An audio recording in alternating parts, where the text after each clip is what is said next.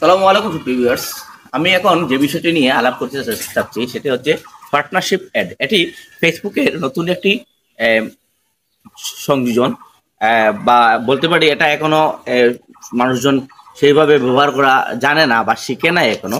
তবে এটা একটা ভালো একটা ভিক হচ্ছে গিয়া যে আমরা একসাথে গ্রো করতে পারি, একসাথে আমরা এই এই কাজগুলা চালিয়ে নিতে পারি। আমাদের বিজনেসের কাজ, প্রসারের কাজ, পাশাপাশি রেভিনিউ শেয়ারের কাজ।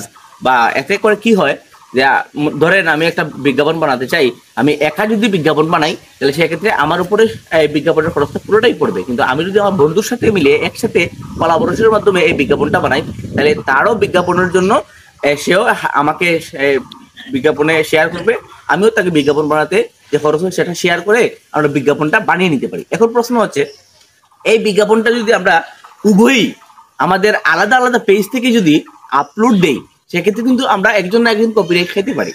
তো সেই কপিরাইট রাখাওয়া এবং একসাথে যাতে এই বিজ্ঞাপন থেকে বেনিফিটেড হওয়া যায় এজন্য আপনাকে যে টুলসটা ফেসবুক দিয়েছে সেটা হচ্ছে পার্টনারশিপ অ্যাড টুলস।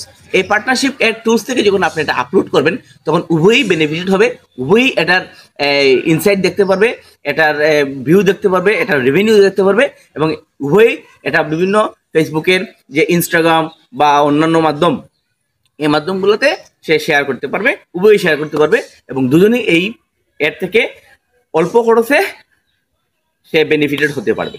এটা হচ্ছে পার্টনারশিপ এর সুবিধা। Thank you so much.